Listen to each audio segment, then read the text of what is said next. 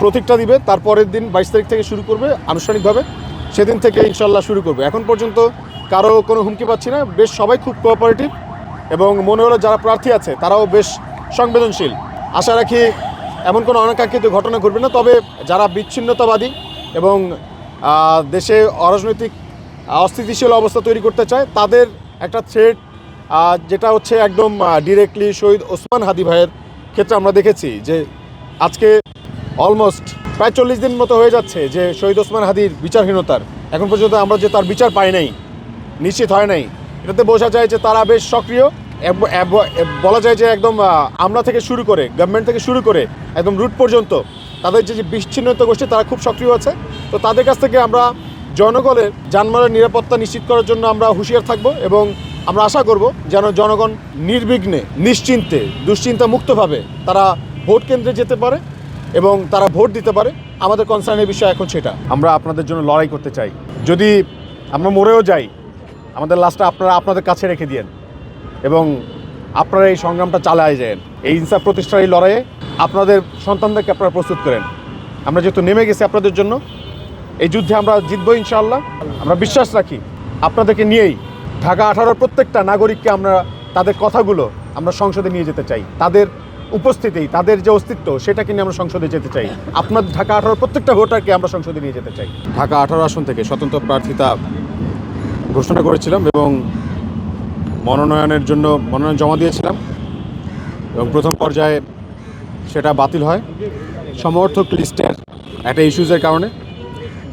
পরবর্তীতে আমরা কোর্টে রিট করি এবং মহামান্য আদালত সেই সকল ইস্যুজ তাদের বিচক্ষণতার সাথে জাজ করে আমাদের পক্ষে আমাদের প্রার্থিতা বহাল রেখেছেন। অতএব আমরা এখন এখানে আপনারা যারাই আছেন আপনাদের কাছে আমাদের আহ্বান আমরা জানাচ্ছি যে আমরা এখানে প্রত্যেকে আমাদের মহান বিপ্লবী নেতা শহীদ ওসমান হাদির সহ সকল শহীদের হত্যার বিচার সহ বাংলাদেশের আপামর জনতার জানমাল নিশ্চিতের লক্ষ্যে এবং তার জন্য যা যা করণীয় সেই নীতি নির্ধারণের জন্য আমরা তরুণদের পক্ষ থেকে তরুণদের হয়ে, জনতার পক্ষ থেকে জনতার হয়ে আমরা হাদি ভাইকে নিয়ে, তার আদর্শকে নিয়ে আমরা সংসদে যাওয়ার জন্য প্রস্তুতি নিচ্ছি।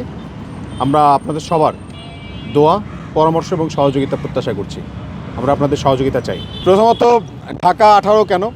ঢাকা 18 আপনারা হয়তো জানেন যে আমি দীর্ঘদিন যাবৎ প্রবাসীদের নিয়ে কিছু কাজ করতেছিলাম, ফিল্ড ওয়ার্ক করতেছিলাম। আমি সৌদি আরবে ছিলাম গত প্রায় 1.5 মাসের মতন। তো সেখানে আমার সৌদি প্রবাসীদের তাদের লাইফস্টাইল দেখার একদম খুব কাছ থেকে আমি ক্যাম্পে থেকেছি, তাদের সাথে থেকেছি, তাদের সাথে খেয়েছি, তাদের সমস্যাগুলো আমি মোটামুটি বুঝি।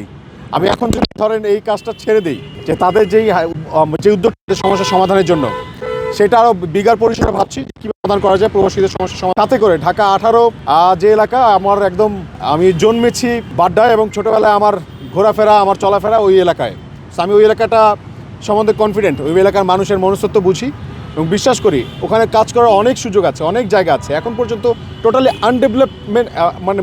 আনডেভেলপমেন্টের মধ্যে একটা এলাকা ওইটা। এবং আমরা মনে করি যদি ওখানে একটু এফোর্ট দেওয়া যায়, একটু যদি সচেষ্ট থাকা যায়, একটু যদি চেষ্টা করা যায়, ওখানে ডেভেলপমেন্টের অনেক জায়গা আছে, অনেক সুযোগ আছে।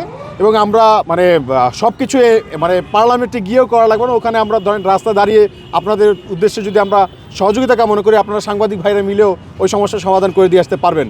সো যেটা আমার দ্বারা পসিবল, আমার কাছে মনে হয়েছে যে এটার জন্য আমি ক্যাপেবল। সো আমি সেই জায়গাটাই চুজ করেছি যে আমি হয়তো এখানে সমস্যার সমাধান করতে পারবো। এবং ঢাকা 18 যারা বাসিন্দা, উত্তরা, আশকোনা, এয়ারপোর্ট, উত্তরখান, দক্ষিণখান, তুরাগ, দিয়াবাড়ি, খিলক্ষেত,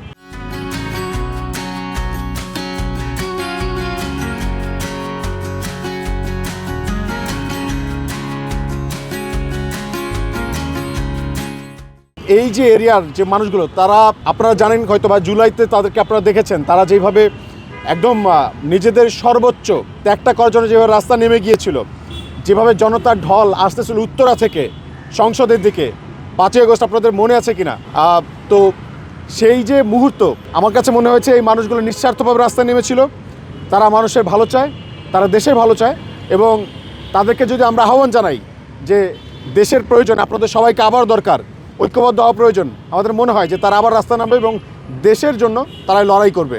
এবং এই যে কনফিডেন্সের জায়গা যে আমরা আমাদের সহযোদ্ধাদেরকে আবার পাশে পাবো এবং আমরা দেশের যে ইনসাফ প্রতিষ্ঠার স্বপ্ন আমরা দেখছি, সেই স্বপ্ন বাস্তবায়নে আমরা তাদের একটা বড় সমর্থন পাবো, সহযোগিতা পাবো।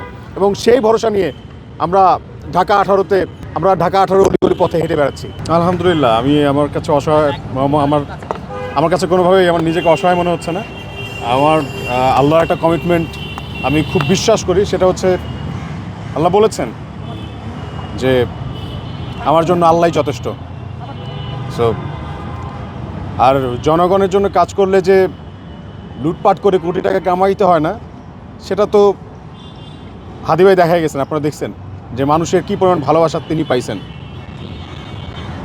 কতটুকু টাকা পয়সা নিয়ে এসে নামছিল, কিন্তু দেখছেন কত মানুষের ভালোবাসা সে জয় করছে।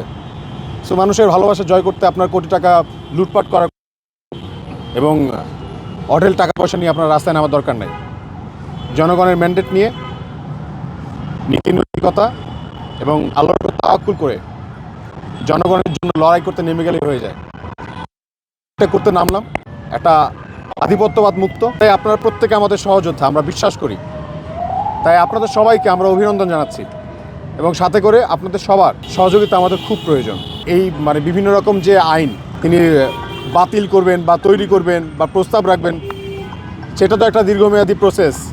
সো সেই প্রসেসে ধরেন 4 বছরের যেই কাজ, সেটা যদি হচ্ছে এই গণভোটের মাধ্যমে 6 মাসের মধ্যে আমাদের জন্য বিশাল বড় ব্লেসিং। সো আমরা অবশ্যই গণভোটের পক্ষে হ্যাঁ ভোটের পক্ষে থাকবো ইনশাল্লাহ। আলহামদুলিল্লাহ, যেদিন থেকে ঘোষণা দিয়েছি তারপর থেকে মানুষের আকাঙ্ক্ষা যে মানুষের এবং দলাদলি বলাবলি, রাজনৈতিক প্রতিহিংসা, চাঁদাবাজি মুক্ত যে ইনসাফের বাংলাদেশ জনগণ আকাঙ্ক্ষা পূরণের জন্য যেহেতু শুরু হয়েছে। এবং কিন্তু আমার মনোনয়নের যে আমি জামানতের টাকাটা আমার এক বড় ভাই, প্রবাসী বড় ভাই, তিনি দিয়েছেন। তারপর হচ্ছে আমার যত যা প্রয়োজন পড়তেছে কাগজপত্র থেকে শুরু করে আমাদের ভাই বন্ধু যারা আছে তারাই এগিয়ে আসতেছে। দেখা যায় আমি কোথাও আটকে যাচ্ছি না। এই যে মানুষ তারা চলে আসতেছে, যার যতটুকু আছে ততটুকু সামর্থ্য নিয়ে তারা যে এগিয়ে আসতেছে, সহযোগিতা করতেছে, তারা যে চাচ্ছে তাদের কথাগুলো সংসদে যাক, এই প্রত্যাশা পূরণের লক্ষ্যে আমরা তাদের জন্য কাজ করতে পারতেছি, এটা আমাদের জন্য সৌভাগ্যের। এবং আমরা বিশ্বাস করি যে আমরা মানুষের যে ভালোবাসা, যে ভরসা, যে প্রত্যাশা, এই প্রত্যাশা আল্লাহ আমাদেরকে রক্ষা করার তৌফিক দেবেন এবং আমরা রেখেই আমরা সামনের দিকে এগিয়ে যাব এবং আমরা মানুষের সামনে এগিয়ে যেতে পারবো ইনশাআল্লাহ।